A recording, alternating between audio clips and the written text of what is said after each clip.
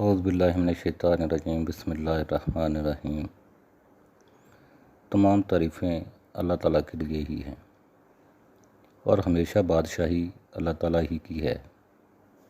ہر چیز ختم ہو جانی ہے، صرف اللہ تعالیٰ کی ذات ہی ہمیشہ رہنے والی ہے اور وہ ہر چیز پر قادر ہے۔ میرے بھائیوں اور بہنوں، اللہ تعالیٰ آپ کو ہمیشہ اپنے حفظ و امان میں رکھے۔ اللہ تعالیٰ آپ کو صحت و تندرستی والی زندگی عطا کرے۔ اللہ تعالیٰ آپ کو اپنے سوا کسی کا محتاج نہ کرے، آمین۔ ناظرین، ویڈیو شروع کرنے سے پہلے گزارش ہے کہ میری کوشش ہوتی ہے کہ جیسے ہی کسی مستند ذرائع سے کوئی خبر حاصل ہو آپ تک پہنچاؤں، لیکن بعض دفعہ ہمیں بھی کوئی غلط خبر مل جاتی ہے، جس کے لیے میں آپ سے معافی کا طلبگار ہوں۔ امید ہے کہ آپ معاف فرمائیں گے۔ اللہ تعالیٰ معاف کرنے والوں کو پسند کرتا ہے۔ ساتھ ہی درخواست ہے کہ میرے چینل کو لائک اور سبسکرائب کر دیں، آپ کی بڑی مہربانی ہوگی۔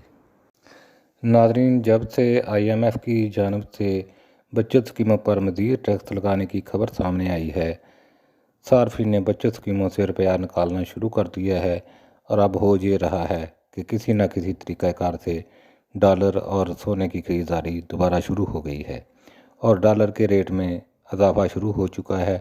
گورنر اسٹیٹ بینک کی جانب سے اس پر آواز اٹھائی گئی تھی کہ بچت اسکیموں پر مزید ٹیکس قومی خزانہ کو خالی کرنے کے مترادف ہوگا، لیکن شاید ان کی بات کسی کی سمجھ میں نہیں آئی اور اب ڈالر کو کنٹرول کرنا بڑا مشکل ہو جائے گا۔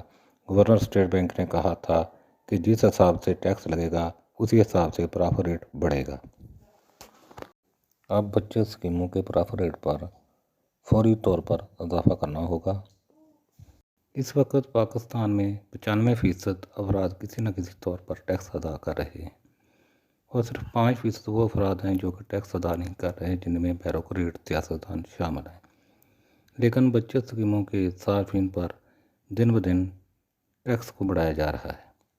ان صارفین کو پہلے ہی ایک بڑا ٹیکس پرافٹ ریٹ پر ادا کرنا پڑ رہا ہے، لیکن IMF اب مزید ٹیکس بچت اسکیموں پر لگانے کا کہہ چکا ہے۔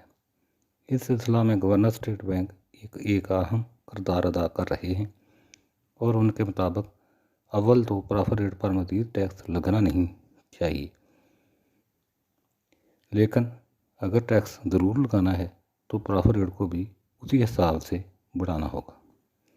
ناظرین، اس وقت سب سے زیادہ مزے میں بہبود سرٹیفکیٹ اور پینشنرز اکاؤنٹ والے صارفین ہیں۔ ان پر اس وقت کوئی ٹیکس نہیں ہے اور ہونا بھی نہیں چاہیے، کیونکہ یہ ایک ایسا طبقہ ہے جو پسماندہ حالات کا شکار ہے، لہذا ان کو زیادہ سے زیادہ ریلیف فراہم کرنا صاحب اقتدار کی ذمہ داری ہے۔